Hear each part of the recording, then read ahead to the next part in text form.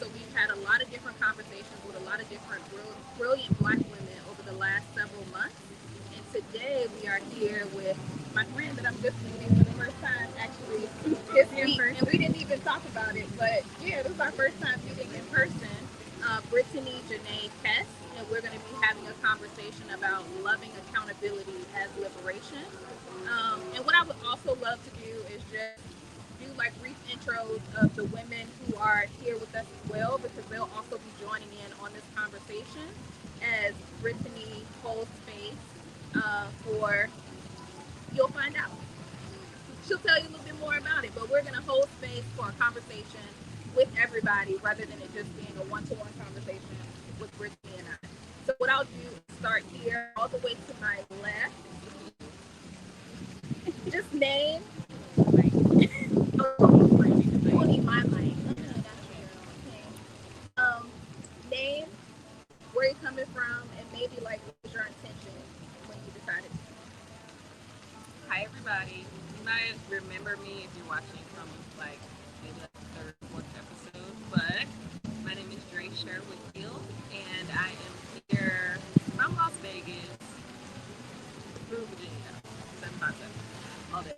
I'm here and I chose to come here because I decided this was something that I wanted to do. I've pretty much been affirming that I travel often for the last 7 years, and that's just something that I've been doing. And I thought this was a great opportunity to come and be liberated and feel liberated, and honestly just let my hair down. So I'm glad to be here. It's been a great experience thus far. Hey everybody, my name is Patrice Webb. I'm coming from DC. I have a company called Indwelling Consulting, and I decided to invest in myself because I am so worth it. Thank you for joining us today. Hello, I'm Quinn. I decided to be a part of the social experience because I've been this one of my quite some time. I am passionate about defeating cycles of insane and assisting ourselves in healing. So it's up to you.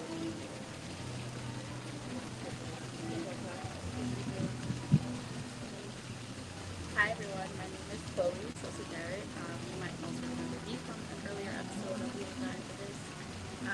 I am from New York, currently reside in New Jersey, and I came to not only provide content creation and thank you for about to do in a second, but also to learn how to relax from these lovely women who have done an excellent job of instilling that care and nurturing spirit that I have for others into me. So thank you. Should we pause for a second? Okay, so we are going to pause just for a moment to make sure we do something to make sure everybody can hear us, even if that means we have to slide over to another space.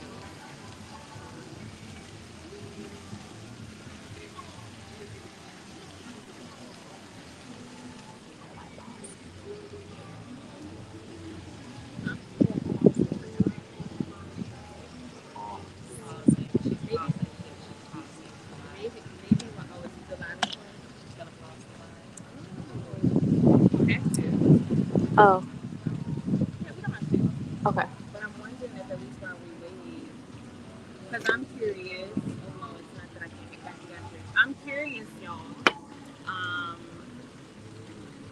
just in the spirit of understanding not just where y'all from, but just like how y'all feeling, what you bring into the chat in the space. Maybe just one or two words to let us know how you feeling, what you bring in. The conversation is gonna be about love, and so maybe even like what does love look like, feel like, sound like to you? I just gave it like three different prompts.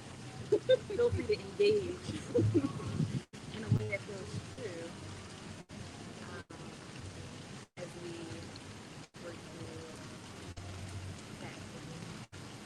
Your voice is so relaxing. Don't put a it's not even that. It's so not to get into like this is not even on the agenda, but in the spirit of I heard Chloe say like learning to relax. I've shared this before on different platforms and spaces, and certainly shared this with some of the sisters I've been able to build with this week. That part of my like love practice involves like regulating my nervous system. And so that starts with breathing, like my breathing, like slowing down, not just in like life, but like incrementally is like, okay, let me go and think. Okay, let me speak in a way that like serves me and gives me the spaciousness to think and process like honor myself, which is really different than how I think I showed up perhaps like 5 years ago. I would, you know what I'm saying? Like I watch videos and listen to recordings pre 2020, pre pandemic, racial reckoning, a time when, like as an equity practitioner, shit was just, as a black woman, as you can relate, was wild, traumatizing. Um, Certainly in the practice of diversity and equity, in some ways, really became felt like sort of like a hamster, like a hamster wheel, like work. And an urgency that, as much as we were doing good work, perhaps it didn't serve us. And so, yeah, so like survive. You know what I mean? Like, yeah, like down to how I use my mouth and body to project part of like honor. So I definitely agree with that. I remember when 2020, well, when the murder of George Floyd initially happened, how organizations, not that they didn't support us, but I don't think they were really there was not authentic enough. Yeah, there really wasn't. So when George Floyd was murdered, it was almost like, y'all, solve racism today. We care. Yeah, we today. Care now. We care now. We care now. And then all of us, we started running on that hamster wheel to try to solve what it was that we could solve. And we were trying to move mountains. And we got tired and burned out really quickly. Yes. And there was so much speed by which we were working that I know for me personally, I felt like a shell of myself by the time 2021 came around. So it's interesting that we had no intention on going back. I'm thinking about the wisdom that is like Sankofa, a West African principle. It is not taboo to go back and fetch what we have forgotten. That was only 4 years ago. The whole time, I feel like I'm experiencing a remnant of like I had a conversation with a practitioner maybe about a week ago that I am experiencing an energy today. Certainly, in the context of this like election season, an energy, an urgency, some of which even feels dehuman. You know what I mean? Like it just it's unsettling. Um, it feels very similar to that of 2020 in that, and I'm just thinking in the spirit of Sankofa, certainly not in the spirit of judgment and or suggesting that I understand everyone's intentions. And yet, one of the things that I do know about that a culture of whiteness is that it oftentimes prioritizes valuing the performance and how one's goodness is perceived than like outcomes and longevity and long term. And so there's this like what do we call it? I don't want to be seen as the bad guy. In 2020, nobody wanted to be seen as the bad guy. I don't want to be seen as aligned with the bad guy. In 2024, no one wants to be perceived to be aligned with the bad guy. And so there is this like energy, what feels like urgent domestic energy that can, not always, but can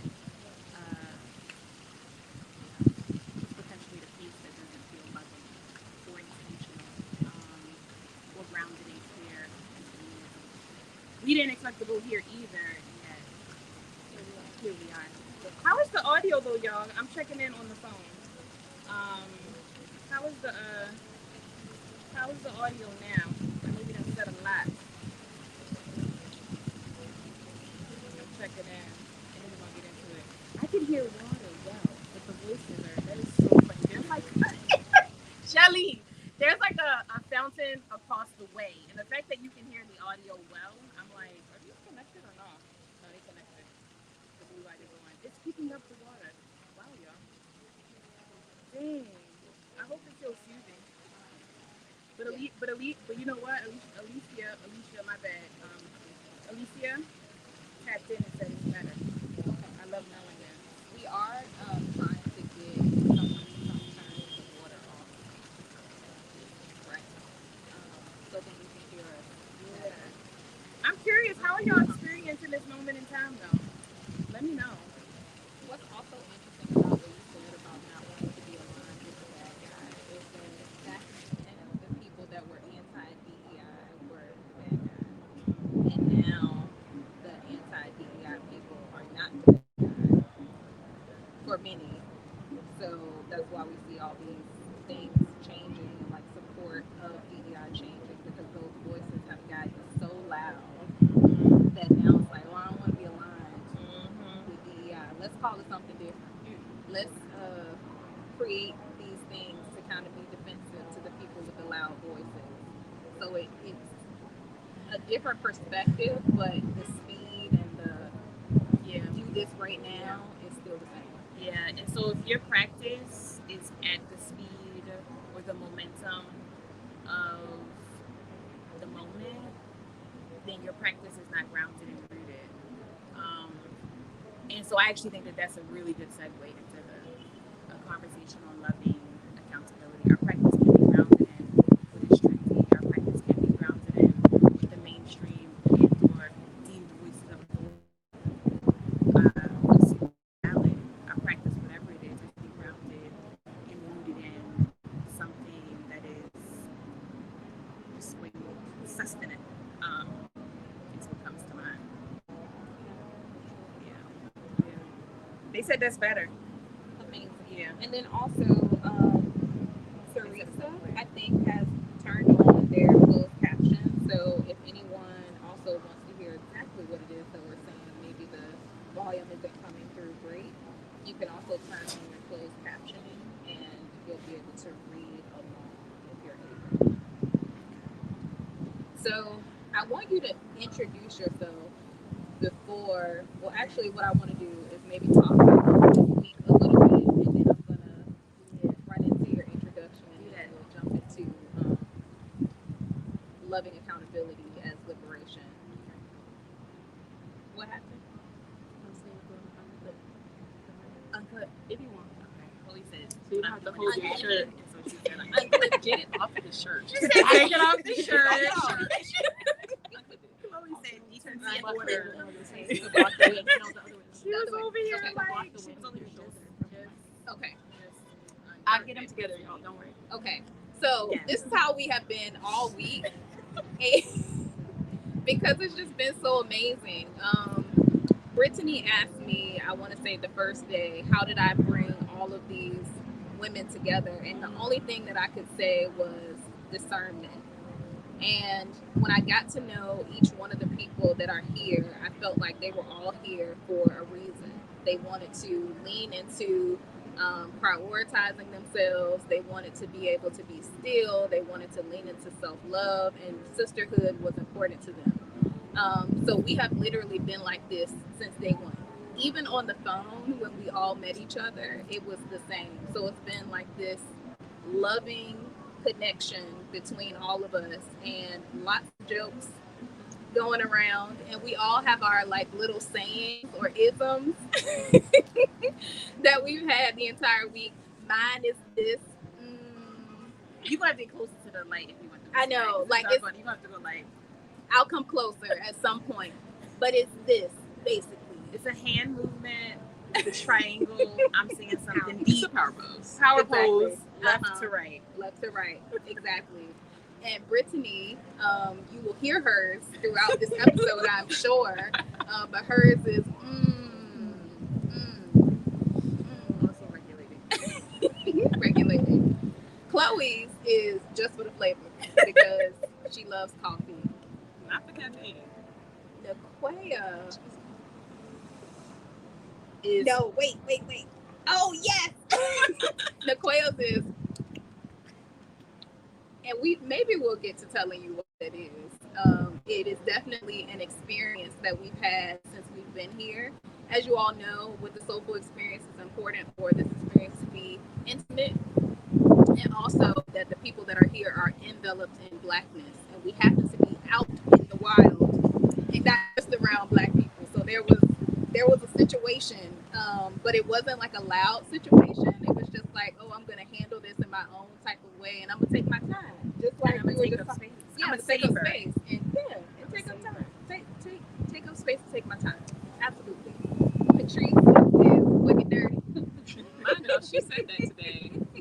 I She said did. it today. Who you're talking to. You were talking about her career or what she's getting into, and you were like, there are a lot of opportunities there that are, quick and dirty. And it took everything in me not to go.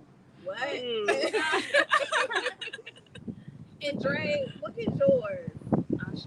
Oh, Ashe. It's Dre. So Just we have confirming. literally been laughing, giggling, cackling, if you will, because it's just been hilarious. But that has been how we have bonded with each other over these last few days.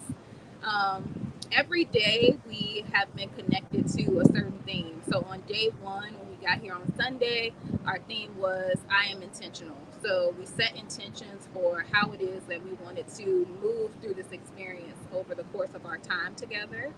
And then yesterday, our theme was I am grounded. So we spent a lot of time with each other, like people sharing their talents with us, so then we could use what it is that we've learned that and actually contribute that to our radically soft living. So Dre taught us how to self massage. We don't need people to massage us. We can massage ourselves. That's what I learned. Patrice is an EMDR practitioner. So that was an amazing session where we all had different breakthroughs and where we were able to close our eyes and vision. And Naquea took us through, and she will also later take us through a sound bowl healing session. But we actually all got in the pool. That was amazing. And did some stretching and some somatic exercises that can help to regulate our nervous system. Brittany obviously is in this conversation with us, and is also leading some conversations around how it is that our intentions for each day are connected back to what it is that we've learned. And then Chloe has been helping us all with our brands because some of us are struggling. Me, some of us is me. But everyone, I think, has really benefited from her knowledge around marketing and around branding. And I think we're all going to be able to show up better and more authentically as we are, rather than trying to show up for who we think might be interested. But the people that want to be around us and want to be in our space, they will find us if we just show up as we are. Today, we actually visited Palenque, which is the first free black town in the Americas, and that was an incredible experience. And I think there's so many parallels for the work that we focus on through We Ain't Dying for This, as well as this episode specifically about loving accountability as liberation. So today was great. I loved it. We were surrounded by black folks. We learned so much history, and I don't know, like my word was amazing, but someone said speechless. Someone said, yeah, soulful, indescribable, yeah, liberating. All the words. It was amazing. So if you've never visited Cartagena, I would definitely recommend it, even if it's just for that experience, because it was incredibly freeing. And if you haven't, and if you can visit it, there's something beautiful about spending time with, like whether it's like researching possibility models that exist for what it means to steward our own spaces reclaim our own bodies and agencies and align ourselves. And so the story of Palenque, I was not familiar until Crystle introduced this opportunity to me, and I was just like, wow, so much. So even if you can't come here, look it up. Like, Yeah, spend some definitely time look it up for sure. researching the rich history that is the Afro-Colombian people of, Absolutely. And what I'll add last is that today was I Am Black Joy. So we really kicked off the day with joy, and the whole experience was joyful. But obviously, when you hear about how our people were enslaved and what their experiences were, that doesn't feel good. But the people of Palenque, like, their focus is on joy. And that was just amazing and so connected. So, with all that being said, who are you today, Brittany Janae? That's such a big question. That was some really strong context, and one of the reasons why I love the like, who are you, is because it's like a big part of my knowing, a big part of my knowing, and I'm pointing to the truth here. A big part of my knowing, and coming to that knowing has been asking myself that constantly, like very practically, I am dot dot dot, and using that as a metric for just like my own calibration. And so I journal, y'all. And when Crystle said she was going to ask me that question, I'm like, let me process. Because I imagine, not even imagine, I know that how I'm responding to that today on the heels of that experience is very different than how I probably would have responded on Sunday when I was when I arrived here. And so I'm glad I write on black paper and use gel pens because it's easier for me to see in the darkness. Like legit, y'all can like see them in silence. Yeah. But what I wrote here, who am I? I wrote, I am Brittany Janae. I am blessed. I am grounding. I am deepening my roots in ways that bring me more clarity about who I am, whose I am, who I am from, where I am going, and most importantly, what I will leave behind. I'm love, love that questions, love that holds, love that affirms, love that is imperfect but grows and expands every day. I am love that doesn't begin or end with me. Love that is an intergenerational inheritance and gift. I am learning to be in flow because life. I am met with beautiful community. Observe. I am leaning into work that feels aligned, that feels good, and that creates space for the fullness of who I am. And I ended with that because this whole like inquiry and curiosity around who I am, um, as I mentioned, my bad, Patrice, for having this light shining in your face. But as I mentioned, like just sort of like all of the racial reckoning and like my own coming and return to self. The first, or one of the first liberated love notes that I wrote to myself was, I am not my worth. Like, I am not my worth. Which sounds simple, but like was pretty radical because I recall a time where it was second nature to respond to, who are you? Tell me a little bit more about yourself, with my job, with my role, with the ways in which I serve or were of service to others, um, with very little connection to like, okay, well, like beyond all of that, like who are you? Like where are you? You know what I mean? Like what's my vibe? And so I have like pages on pages, y'all, and like I learned to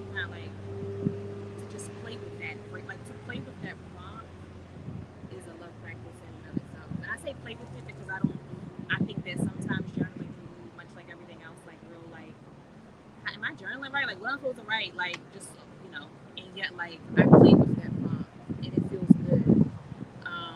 And it also has brought me to a place where like now I am experiencing work in a way that serves me with less like just like tension and I don't know resentment maybe.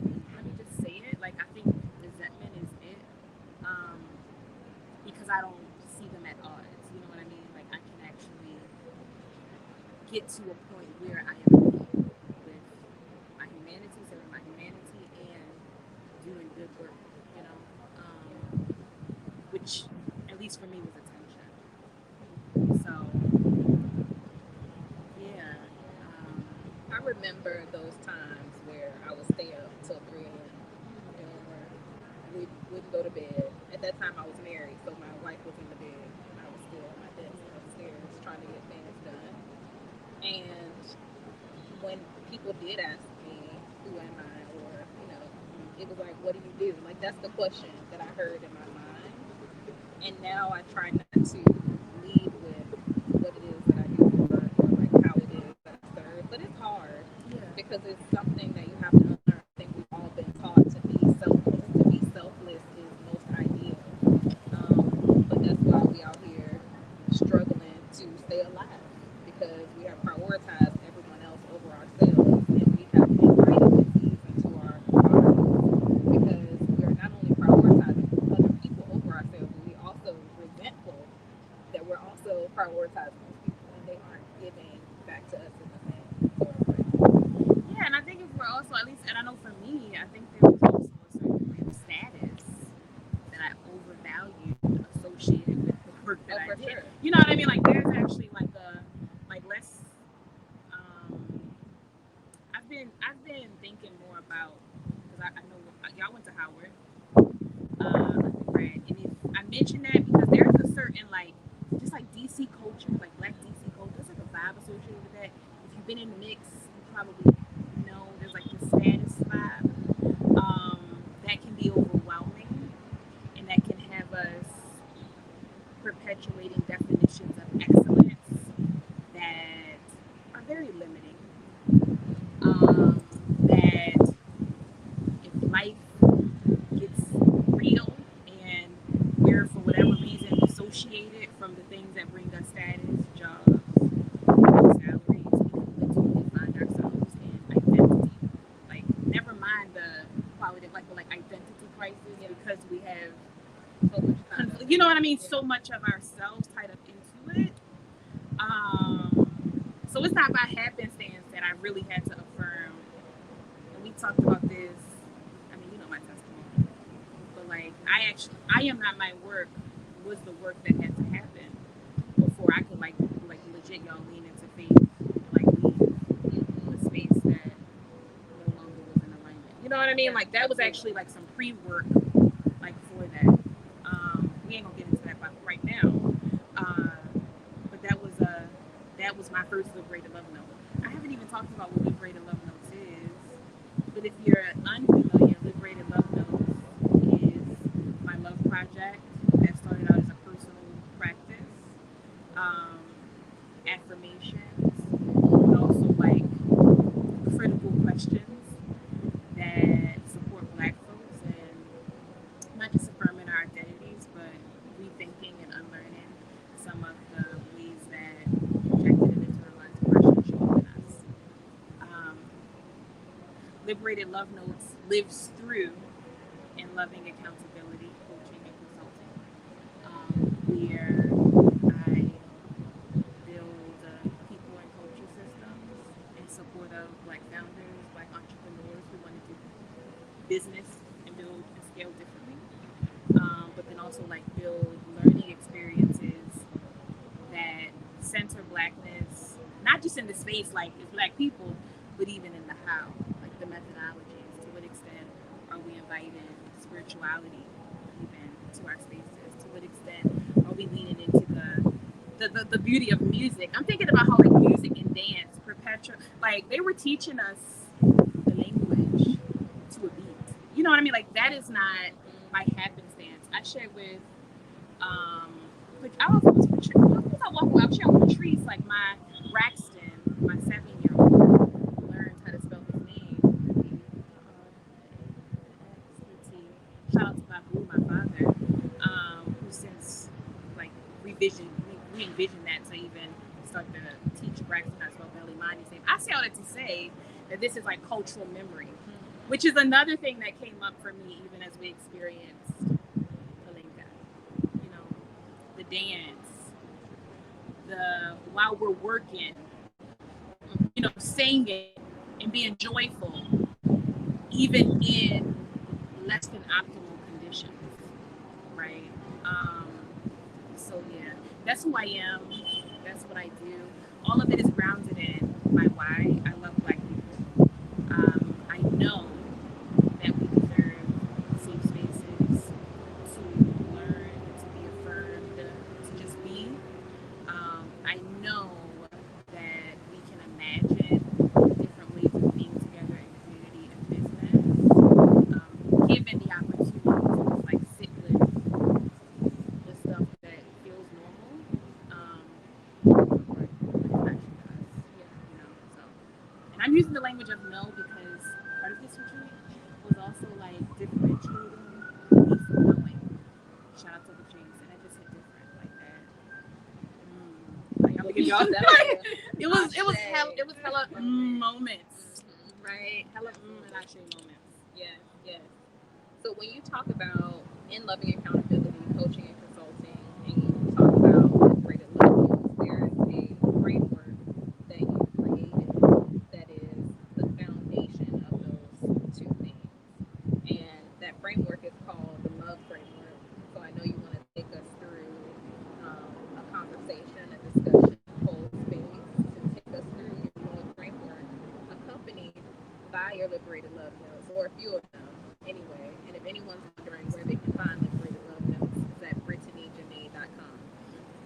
So we are going to go ahead and Crystle's been a day jump one or into two. it. So I just want to acknowledge that.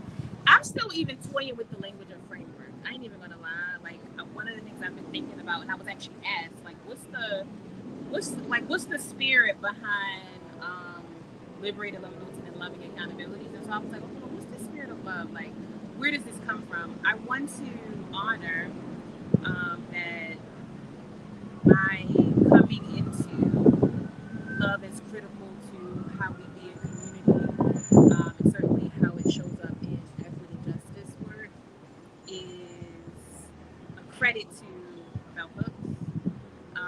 I know we talk about all about love, but salvation, love in Black people, and how she frames returning to love as our work really resonated with me. I want to call in the divinity and beauty that is Toni Morrison, who just in a just unbothered manner. I recall in her documentary, I want to say the Pieces of Me. It used to be on Netflix, I mean Hulu, but it's not on it anymore. I was trying to refer to somebody, it's not there anymore. If you Google Toni Morrison's documentary, or even on YouTube, to be honest, she so beautifully shared the day she decided to flick, like literally flick, y'all. I'm flicking off my shoulder. The little white man, that whisper, so unbothered because she knows that she deserves to write, create, connect, innovate beyond the white gaze, right? I'm calling in the work of Audre Lorde, who got me just like real curious about like love as accountability. Because what are we building if we are limiting ourselves to the master's creed? I say all that to say, and there are others, but I say all that to say, I want to call in, because I'm from Baltimore, the work of Dr. Joanne and Elma Martin, the Black Helping Tradition, which affirmed for me like what it means to just be in alignment and right relationships. I say all that to say that what I'm about to share is not my own, and it feels necessary for me to name that as part of the spirit of love, the L,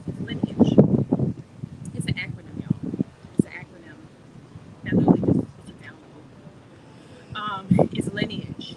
I talked about the question, who am I? But like a build on that is like, who am I from? And how am I using those questions to ground me in an identity that is, serving. I'm trying to remember who I gave the Liberated Love Notes to. I'm going to go on a whim, and I think it's the one you have, Dre, that connects back to sort of like the why of this. Are you sure? Okay. That's really maybe. Okay. Just read it for you? Sure. Being black is not exhausting. Racism and white supremacy are exhausting. White apathy in response to racism is exhausting. Being black is a gift. Being black is an honor. So that is absolutely the one. Because lineage disrupts my what could be a limiting understanding of blackness, which is rooted in trauma and our experiences under the dominance of whiteness, colonialism, and like I sat in on a program with Resma Minicum a few years back, somatic abolitionist, racial trauma, and y'all, I broke down in my Zoom screen when he was like, one, you are not deficient off top. You are not deficient. Second, your trauma is not primary. What? What? Like as a black person, like there is this vertical relationship with these trash systems, and yet that is not primary. Lineage connects me to an understanding of myself that is more prominent, that is more rooted, that is more grounded. When I'm curious about um, how the gifts, now they ain't perfect, but how the gifts, right, that my grandmother holds as a creative shows up and through me as someone who has created and curated community. When I'm curious about how my grandmother's healthy but sometimes even unhealthy skepticism shows up through me as someone who experiences questioning and curiosity, right? As like a practice.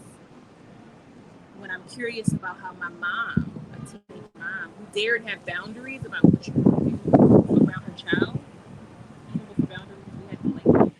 When I'm curious about that, it invites another level of understanding of who I am.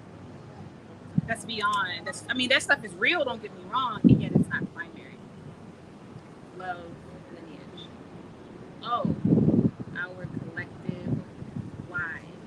I think I gave that one to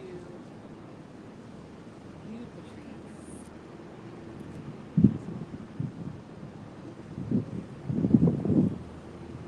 Like, I can see it.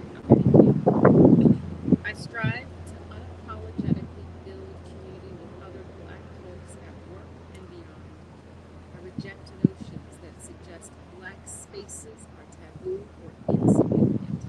In fact, they are necessary to my ability to thrive. It's like the collective over everything. And I'm thinking about, y'all, we heard a story today in Lincoln of Antonio Reyes. Was that, yeah, respect, was that his name, the boxer? Yes. Prominent boxer here. Won the world championship. And they were like, all right,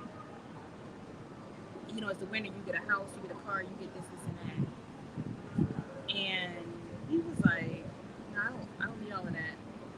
But what you can do is make sure my community has electricity. And when they shared that story, like I thought that was a very just practical and tangible, like let me hold that example of what it means to prioritize collective interests over individual gain. Now, in the context of especially the United States, Eurocentric context, individualistic is the norm. Me and mine, dog eat dog, uh, what do we call it? Bootstraps. I got here self-made. All of this stuff, noise. They can have that, and I know that a communal and commitment to the collective is more true to us and more inherent to us. Our collective our collective why. My knowing is, I mentioned earlier, and I'm not going to spend too much time here, is rooted in the work of the Martins, the Black Helping tradition, which is a reminder that if we are to be grounded as Black people committed to our progressive uh, struggle, whatever that looks like, as healers, as builders, as creatives, as people who love Black people, then we must be spiritually grounded. We must have a racial consciousness, and we must always center communal, the community. Like that is actually practice. Like, do you love Black? You know what I mean? Like, I love Black people versus I embody a love ethic, a Black love ethic. Involves that, and certainly that's difficult, and certainly don't want to suggest that there's a perfect way of doing that, and yet to even be intentional about how might I, like what might that look like in my day to day, in how I move, even as I exist in predominantly white and or harmful systems. What are some of the very practical ways I'm building community? Sometimes it's in like, groups, employee resource groups. How am I in relation? What is my relationship to place? Wherever my locale is, am I in community with those who are moving and making change at the grassroots level?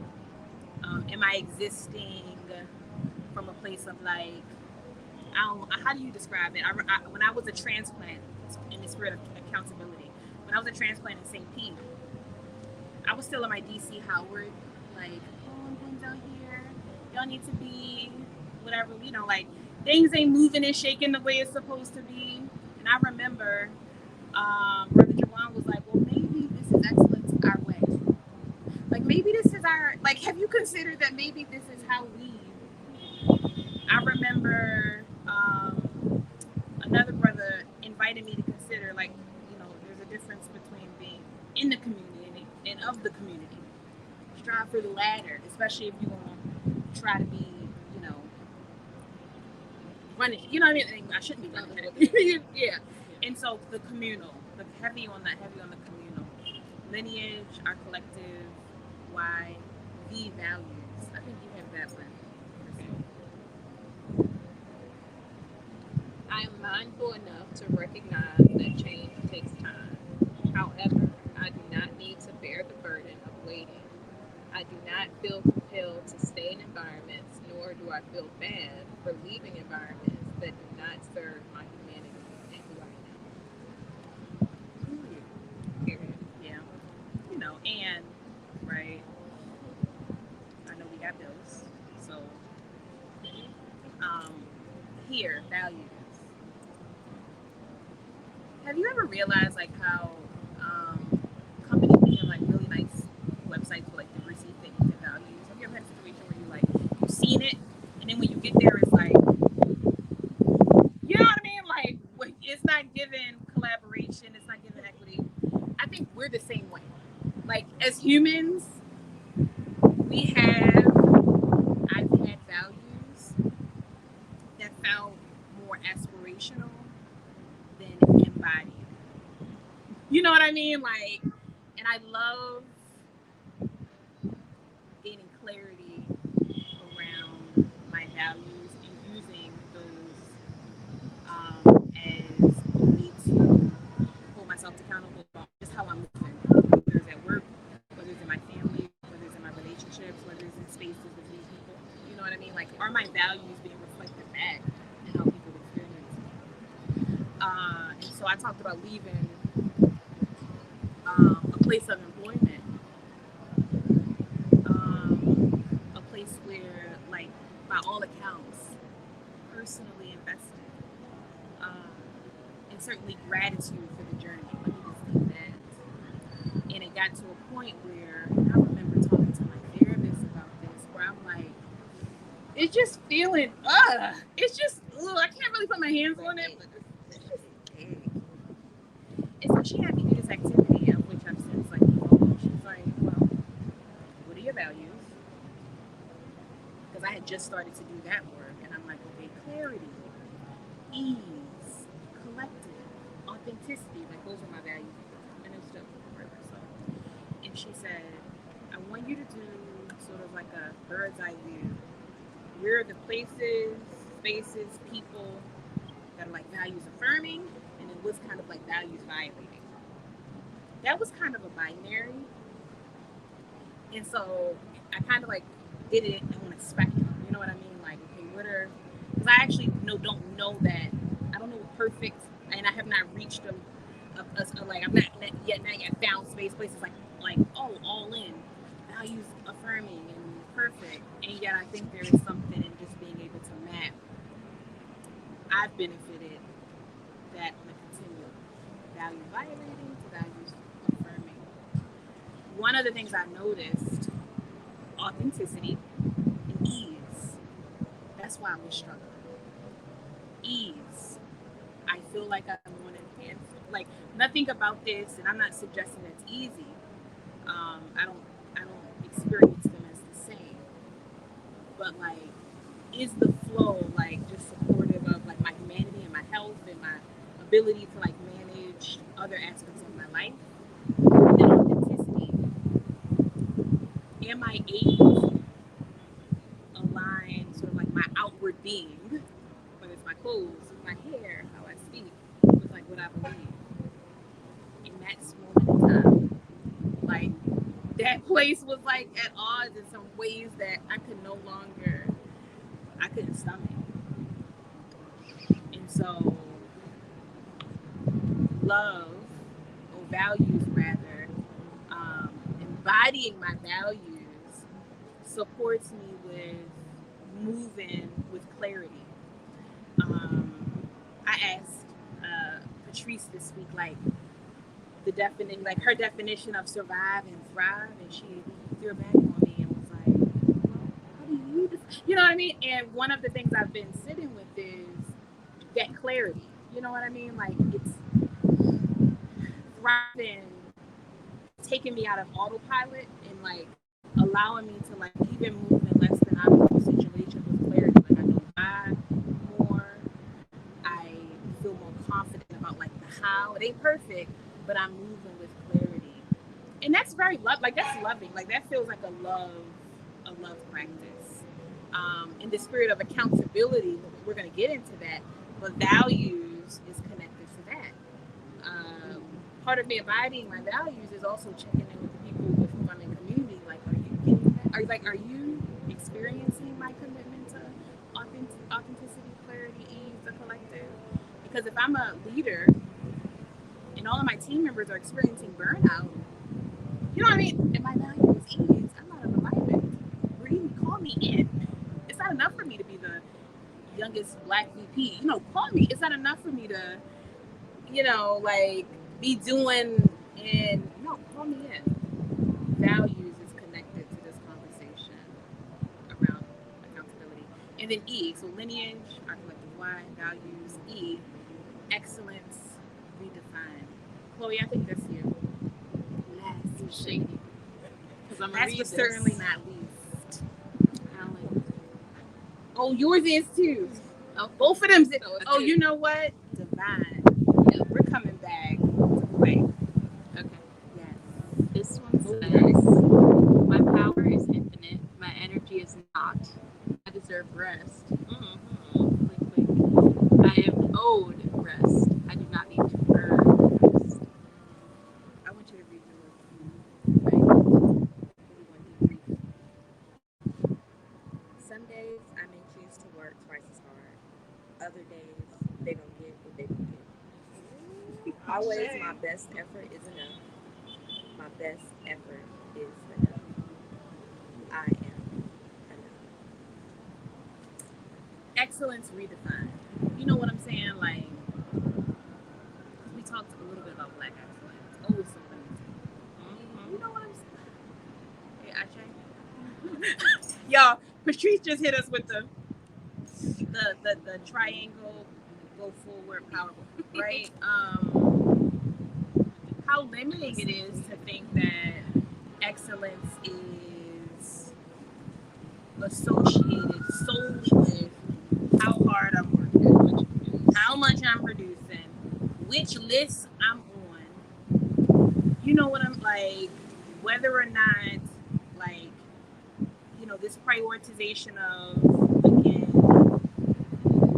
and let me just get this straight. I actually know that in a capitalistic society, money is necessary to live. I feel like I always need to preface that because I have, you know what I'm saying. That's why I emphasize clarity, y'all, because there's something about staying just like whole in some of these environments. There's something to be said about like not prioritizing chasing the bag over like running away from like chasing the bag but like running away from yourself at the same time for this like end game of excellence that's probably not.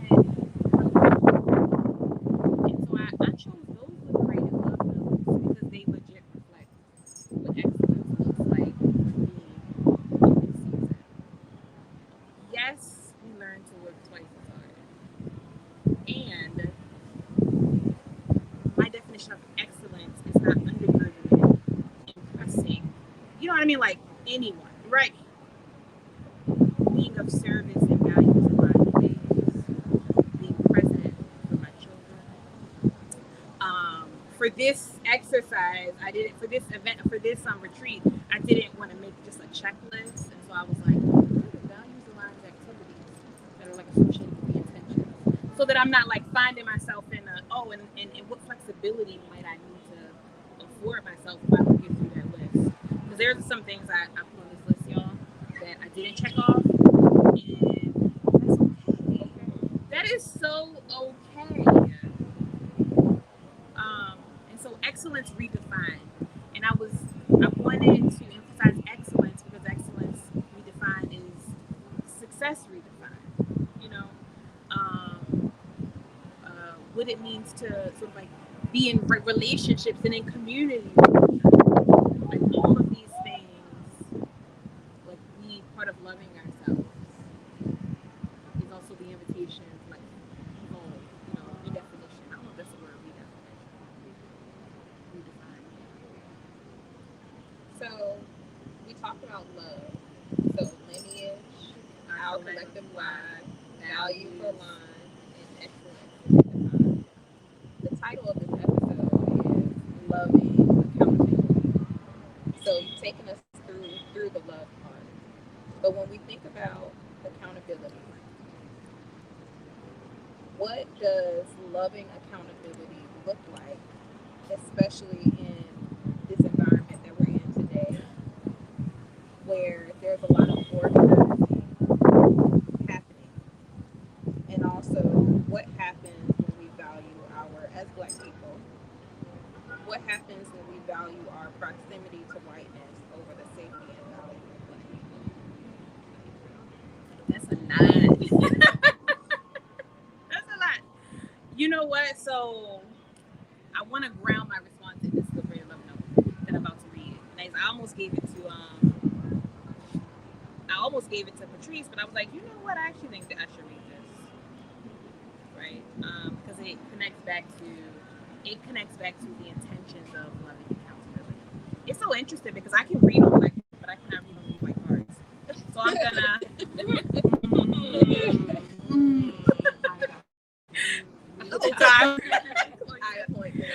I said actually, accountability. Okay. But the liberated love notes read this, and I'm using my light to read this, y'all can see it. It says, I will not fall into the trap of embracing or disregarding Black people who identify differently from me. Black women, Black trans people, Black queer people, Black people with disabilities, Black immigrants, Black people who are and have been incarcerated, and Black people at various intersections all matter to our work in immigration.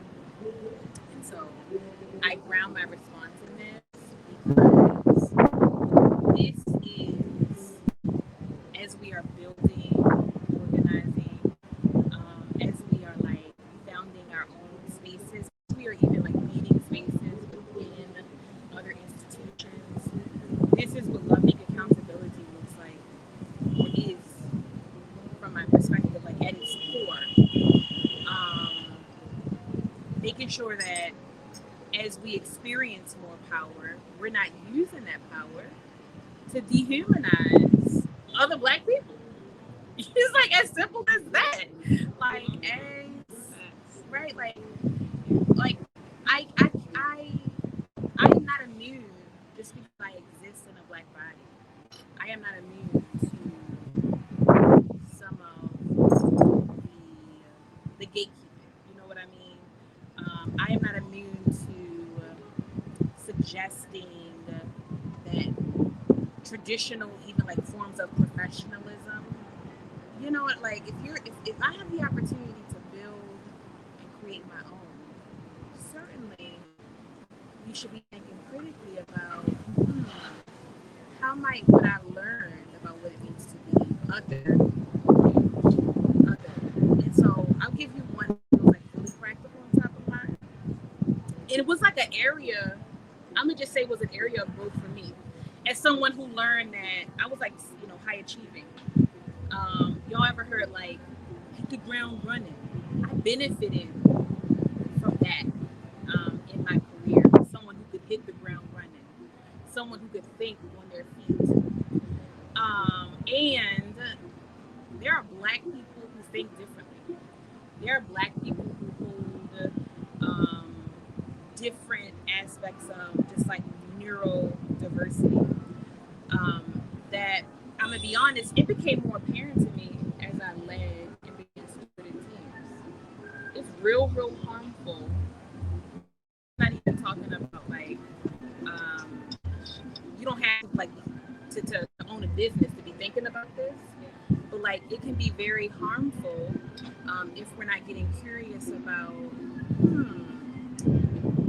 how am I perpetuating perfectionism. You know what I mean? Like I had someone who brilliant, brilliant, brilliant, and that's just that brilliant, Black, and certainly just part of my like lineage and growth as a leader. As someone who loves Black people, who part of their identity was being neurodivergent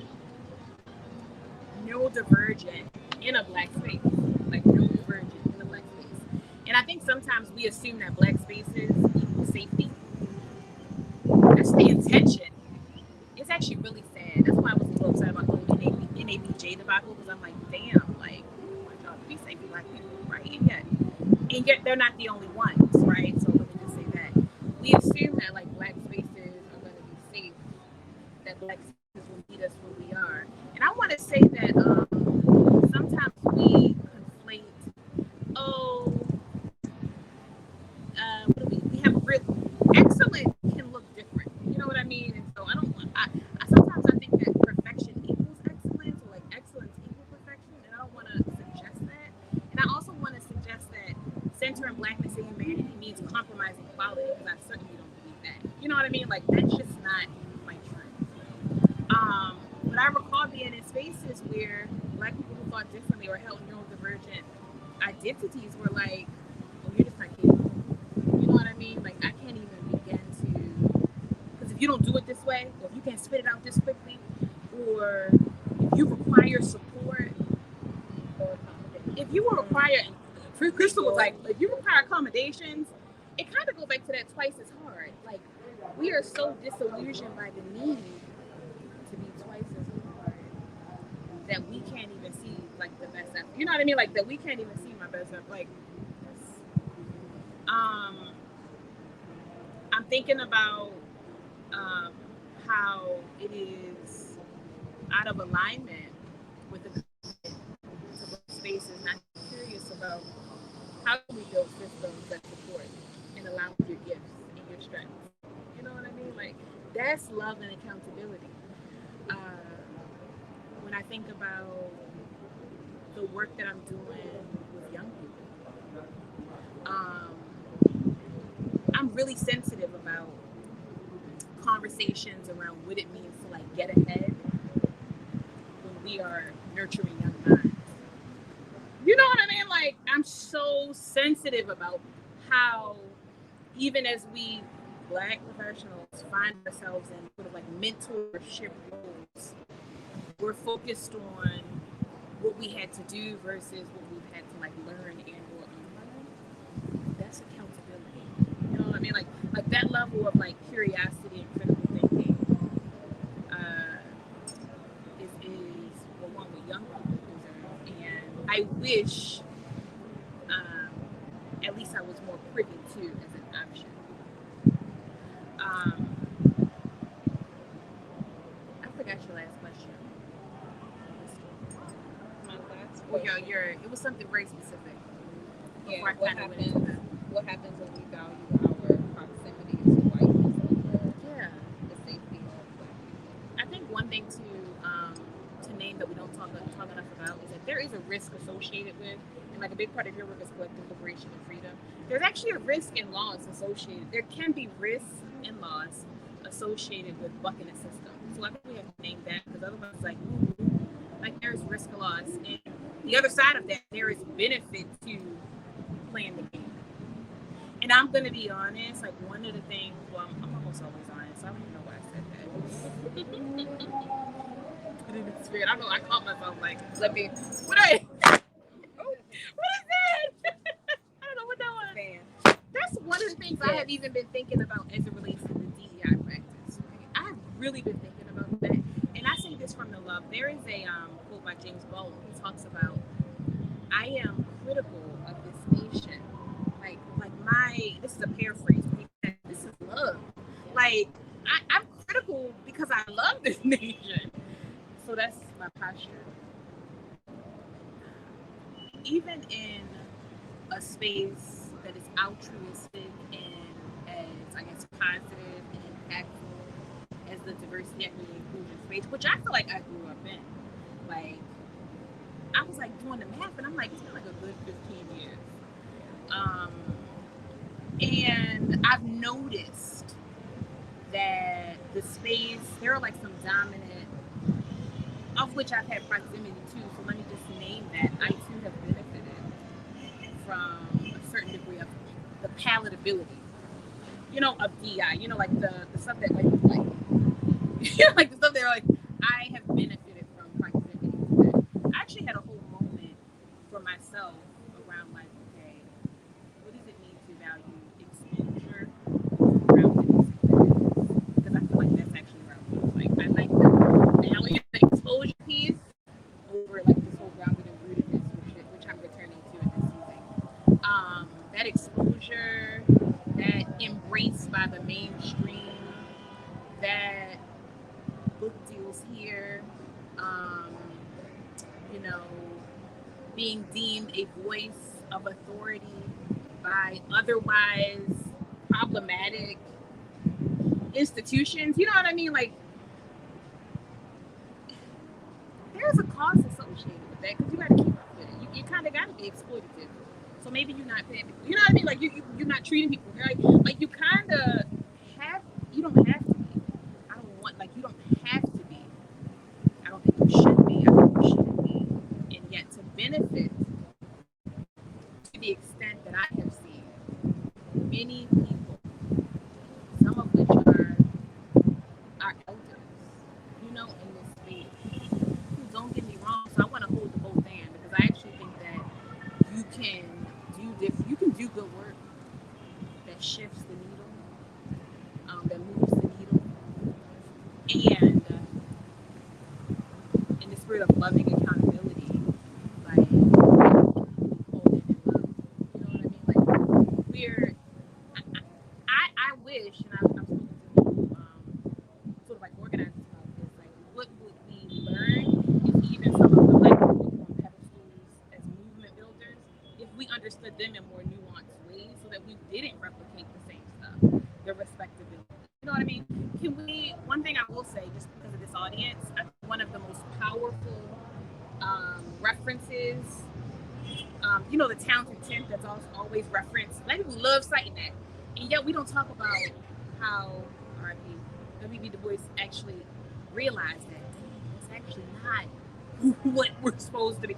But we will reference, especially Black folks who are proximal to status, represent and